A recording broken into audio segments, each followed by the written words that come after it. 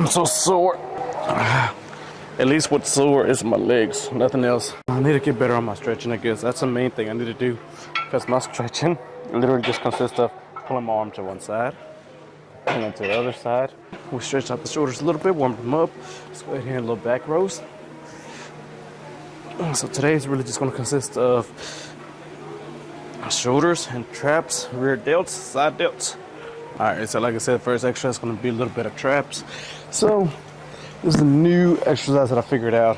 I feel like it really works on my traps. Oh, I'm at, bro. Yeah, I'm on the camera right now. It's like, man, my guy's talking to himself right now. That pre-workout really kicking in on him talking by himself. You know, we're gonna go ahead and get that bench set up to where we need it at. I feel like this is where I get like a really good stretch on my traps. So I think that's gonna be it. I guess we're ready. All we gotta do is put on the music now. Man, that Bad Bunny and Drake song, Gently, it hits different. We're gonna go ahead and use 70s. Ooh, stretch it out. Let them fall down.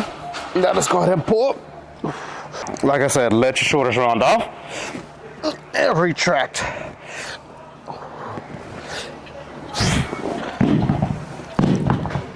Ooh, first set felt pretty good. Now you might be wondering, why does working out matter? Well, it matters because, like just the exercise I'm doing, like you'll see. Let me finish off the last set, then I'll tell you why. Ooh. No, so like as I was saying, the main reason why it matters to work out is because whenever you start working out, you're gonna have a way better posture. You're gonna feel a lot more confident. It's gonna be feeling better overall throughout the day. Like even right now, we're doing a little bit of, we're doing trap work, right? We're doing traps. So whenever you're doing traps, instantly, I feel like my back just feels straighter. That way, whenever I'm cutting hair, I have a good posture, right? I'm not just slumped over doing this. I'm actually got good posture. I'm able to stand up right and perform well. I already know I'm walking funny. Like my legs are so sore, I can barely walk. Look, I'm not a gym expert, right? I just work out. I don't know what the hell I'm really doing, so don't take my advice on this. I just know what I know. I'm gonna get some lighter dumbbells. I'm just gonna be stretching them out. It's a lighter weight, but trust me, they feel heavy as hell. All right, let's go ahead and hit some back rows.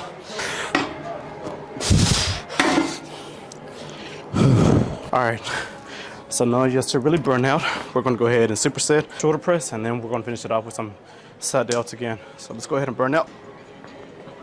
Lightweight. Maybe too light.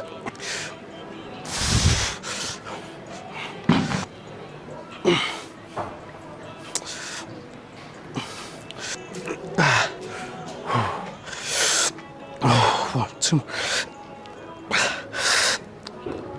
One more. Bro, you work out, right? Yeah, Why do you work out?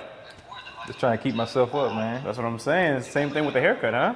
Facts. Like you work out, you get a haircut, bro, confidence level's gonna be like up, huh? Presentation is everything. Ooh, I like that. Presentation is everything.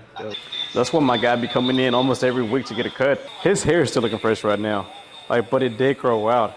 And for the people that are going to say that your hair doesn't grow that fast within a week, man, you can already see the difference between the grow out and the actual fade. So hair does grow. And if you're a true fan of fades, you already know that within 2 to 3 days, your fade doesn't feel the same anymore. Like it's all grown out, which I don't know, the 3rd day is pretty good. The 3rd day is good, but like the 4th or 5th day, that's whenever the fade doesn't feel fresh anymore, at least in my opinion. But as you can see, we're creating our first initial guideline, going all the way straight back. And notice how I'm not flicking out, and I didn't create my guidelines in this angle. The reason I didn't create my guidelines in this angle is because his hair is already short, so there was no need in stamping in my line super harsh. So I just went in with this angle of the trimmer to create it, just sliding up and down. Again, I didn't flick out, trying to make the line soft. I just went ahead and made it pretty harsh.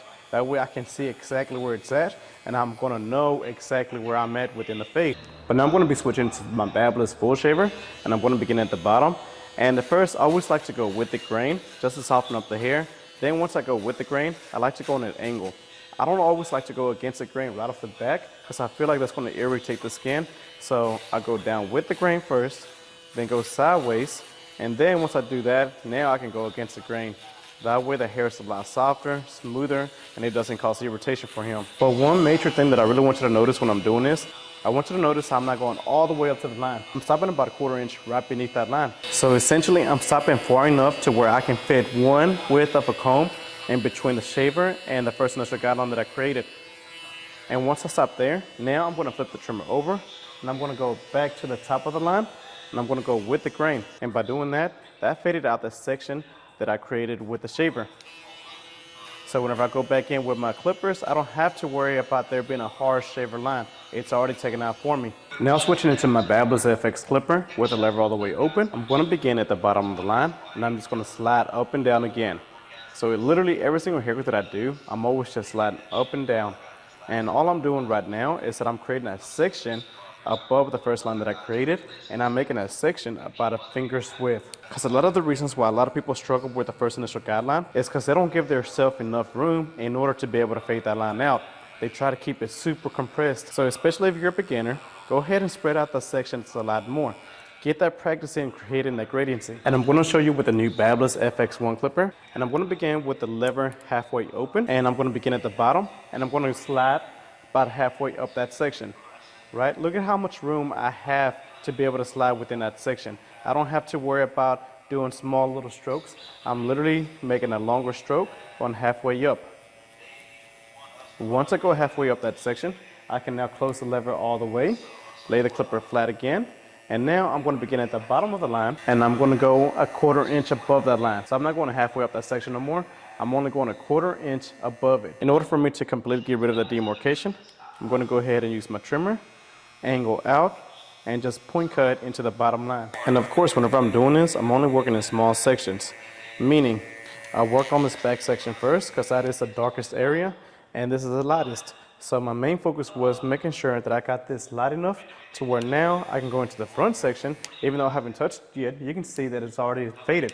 So that front section shouldn't require as much work. Initially, after a while, you're going to be able to skip some steps as well. Now switching to my Barbers FX clipper again with the number 1.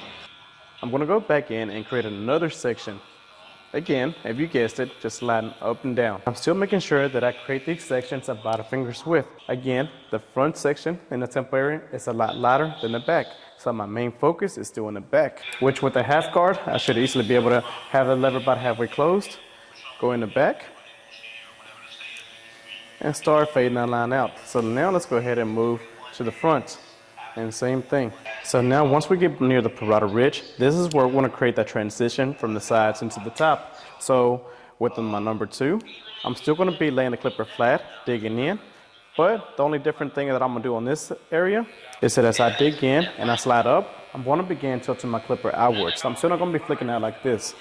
I'm just going to be tilting out, allowing the guard to do the job for me. So dig in, slide up, and begin tilting out. And by tilting out, it's going to create a separation between the guard and the hair, which is going to allow me to create a nice shape on the parotid ridge by allowing me to keep the length and weight in that area. So now, of course, we have line of demarcation in between the number 1 and the number 2. So if you know how to do math, then you know that a 1.5 guard is easily going to be able to come in between those 2 sections and completely fade that line out. But going back to working out is essential as a barber because for one, now that I worked out and you saw that I worked out my traps, I feel like naturally I have a way better posture. I'm upright, I'm not slacking down, I'm not slumped over like this. I have a nice posture.